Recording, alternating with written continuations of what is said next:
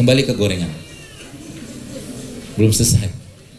Gorengannya digoreng pakai apa? Minyaknya minyak kelapa atau minyak sawit?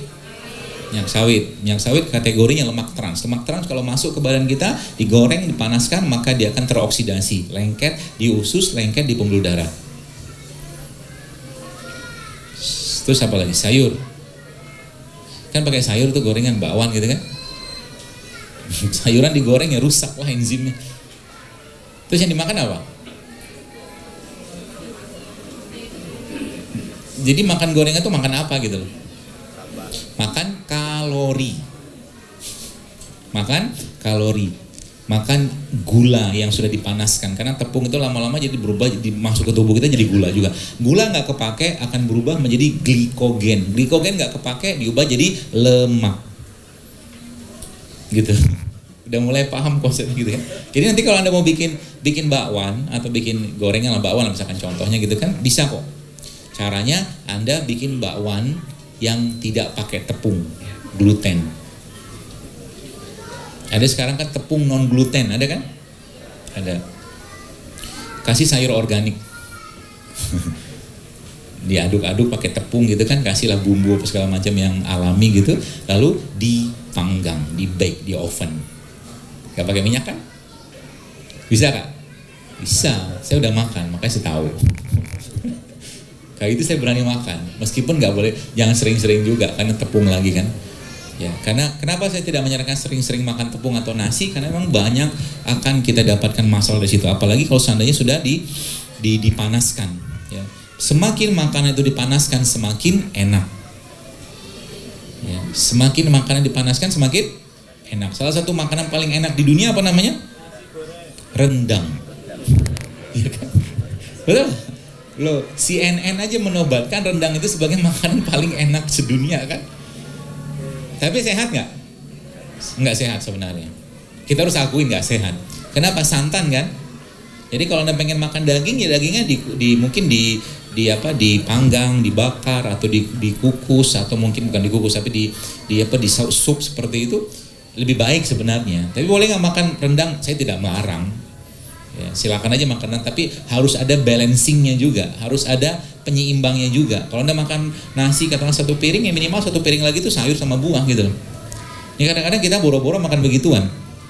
Buahnya pun di sesi akhir baru kita makan. Padahal dalam Al-Quran Allah memberikan petunjuk kepada kita makan buah itu sebelum makan. Jadi mulai sekarang diubah pola makannya. Ya, dan pagi-pagi jangan banyak sarapan. Kenapa? Karena kita sudah kebanyakan makan, betul nggak? Kita udah kebanyakan makan? Nggak mau ngaku. Baik. Kalau nggak mau ngaku, gampangnya pegang aja pinggangnya. Kalau pinggangnya banyak lipatan, artinya Anda udah kebanyakan makan. Ya, dan makannya tidak benar. Ibu-ibu yang dulunya wajahnya persegi, sekarang bak rembulan, itu tanda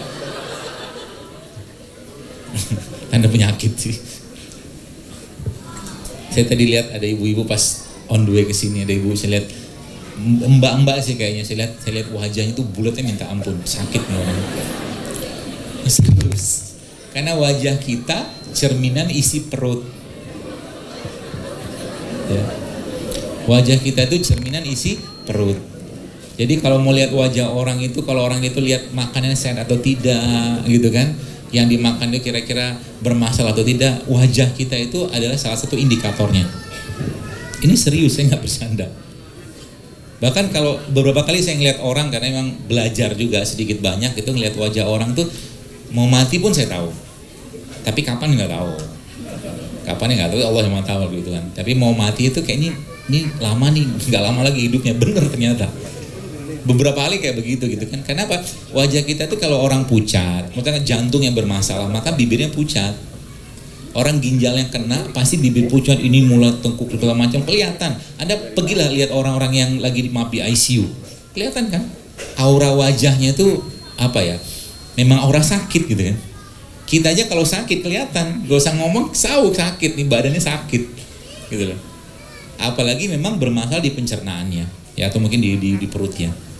Ya maka perhatikan apa yang kalian makan, kata Allah. Falyanzuril insana ila ta'ami. Perhatian apa yang kalian makan. Terus kalau kita bicara tadi tentang pergerakan malam dan siang, tadi saya cerita tentang pagi-pagi sarapan. Jadi pagi-pagi itu bukan waktu yang tepat untuk banyak-banyak makan. Kenapa? Karena memang secara pergerakan hormon grelin namanya, ada hormon lapar, itu pagi-pagi itu waktu di mana hormon grelin kita tuh lagi rendah-rendahnya. Kalau lagi rendah-rendahnya makan, waktu hormonnya tidak banyak, bukan waktu yang tepat. Sedangkan pagi hari adalah waktu di mana kita sedang buang-buangan. Gitu ya.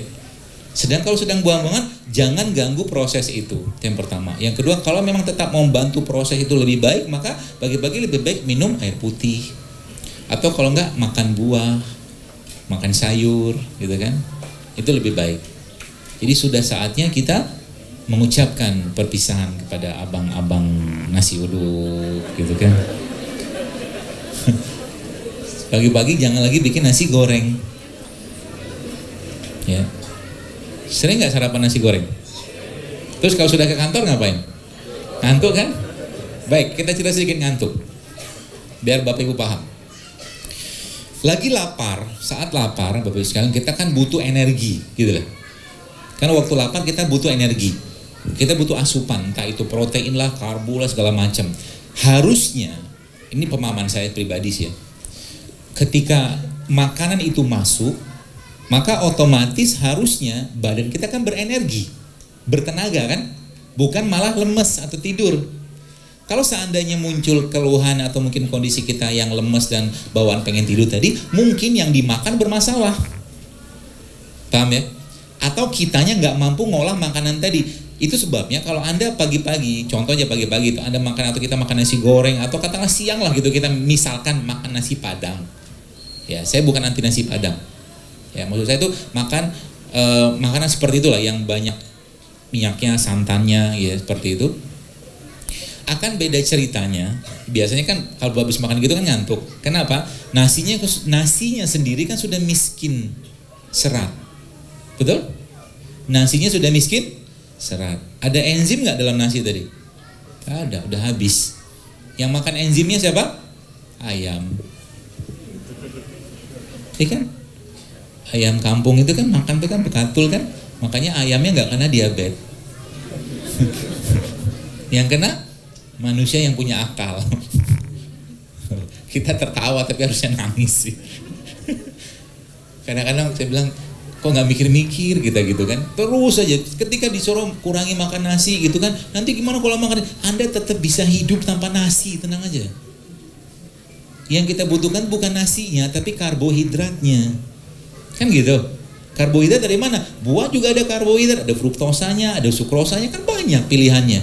Jadi beberapa teman-teman yang kalau sempat baca di IG, ada beberapa postingan atau video pendek saya itu ada tips mengatasi kantuk. Salah satunya apa? Kurangi nasi mulai sekarang.